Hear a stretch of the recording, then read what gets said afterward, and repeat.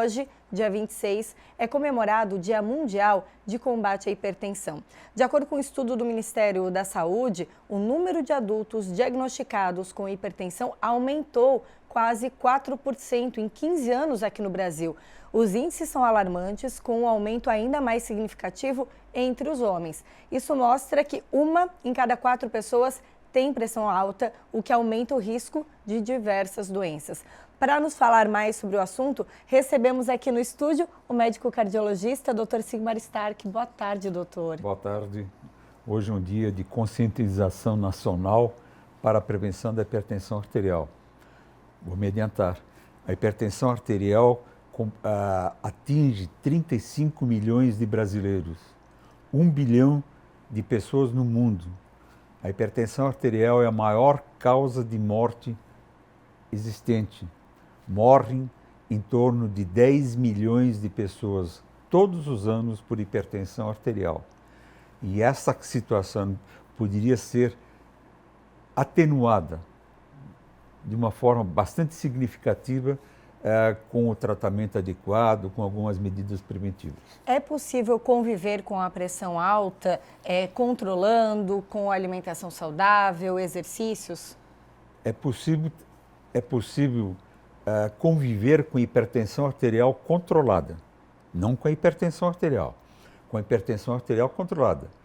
Exemplo, óculos não melhora, já não vai melhorar a visão, né? O olho, mas corrige. Então é possível chegar à idade muito avançada com hipertensão arterial controlada. Quais os tópicos o doutor destacaria para a gente prevenir essa pressão arterial?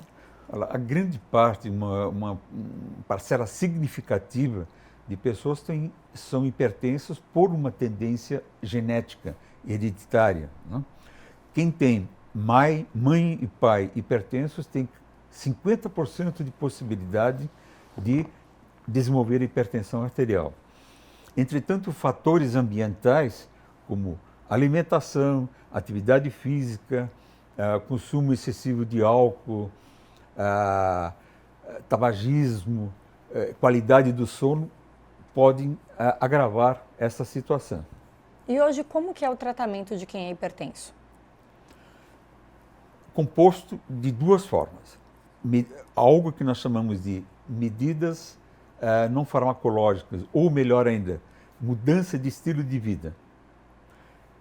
E medicamentos. Nós dispomos cada vez mais de excelentes medicamentos e que conseguem controlar grande totalidade, quase a totalidade dos hipertensos. Mudança de estilo de vida, atividade física, alimentação com menos sal, menos carboidratos, evitar excesso de álcool contínuo, né? Há uma relação muito grande com a apneia do sono, com a qualidade do sono.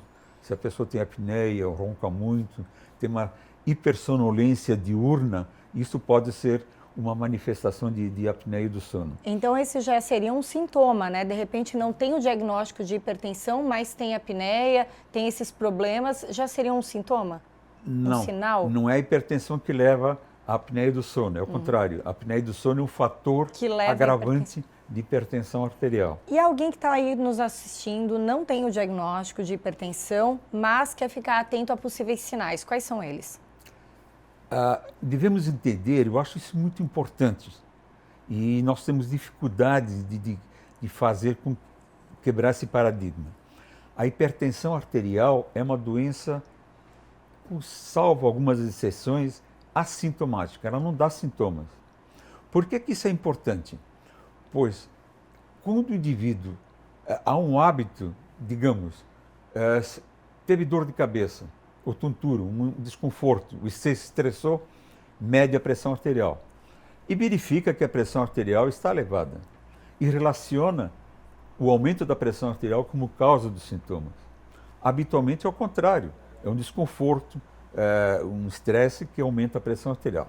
Então, medidas de pressão arterial, mas sempre em situação de paz, sem sintomas, sentado, com alguma técnica, né, de mensuração da pressão arterial. Então, a hipertensão é assintomática. Não espere sintomas, porque isso confunde. Confunde porque as pessoas podem imaginar que não estou sentindo nada e minha pressão está normal. Está tudo certo. Não então é. A gente deveria até ter uma rotina de aferir a pressão com uma certa regularidade. Sim. Mesmo tendo uma rotina saudável. Eu reforço. Medir a pressão ou mensurar a pressão arterial com qualidade. Não é de qualquer forma, né? Isso leva a muitos erros, para mais e para menos, né? Então, mensuração de pressão arterial não precisa ser todo dia. O indivíduo que não é hipertenso, que faça isso cada 4, 6 meses, está bem, né? Não só uma medida, faça várias medidas e vê a média disso, né? Tá certo. Doutor Stark, eu abri o programa, né, abri essa entrevista falando de dados aí muito preocupantes, né? Um aumento de 4% nos diagnósticos de hipertensão no Brasil nos últimos 15 anos e mais casos de homens. O que explica isso? Bom, a maior prevalência em homens se explica porque devido à obesidade maior nos homens de menos de 50 a 55 anos, maior consumo de álcool, maior consumo, embora esteja reduzindo bastante de tabagismo, né? Então a mulher se cuida mais, a mulher vai frequentemente ao seu ginecologista, então ela passa por um check-up, então nesse sentido. Entretanto, uma notícia ruim para vocês mulheres. Ixi. Depois da menopausa, uns 5, 6 anos após a menopausa, a prevalência é a mesma, né? Aumenta também, então, a prevalência de hipertensão. Então, o que acontece?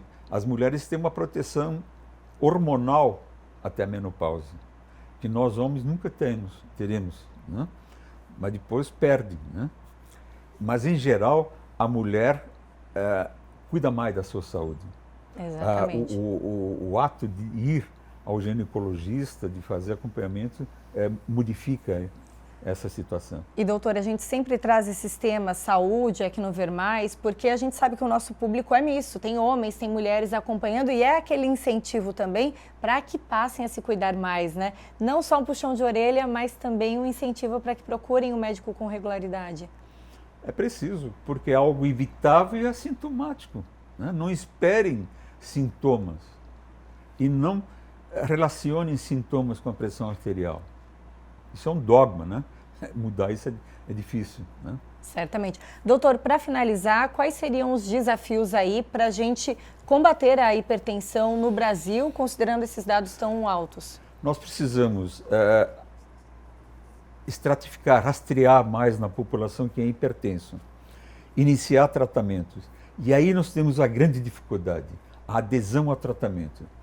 Uma grande parte dos indivíduos que estão em tratamento de hipertensão arterial, por não terem sintomas, abandonam o tratamento. E isso leva a consequências futuras, aumento de derrame, de infarto, aumento de algumas arritmias, aumento de insuficiência renal, aumento de demência, como consequência da hipertensão arterial. Verdade, um alerta bem importante. Doutor Stark, mais uma vez, obrigada pela presença aqui no Ver Mais e que a gente possa refletir sobre o tema, aproveitar o dia de combate à hipertensão, mas principalmente agendar os exames. Tá bem. Obrigado pela oportunidade.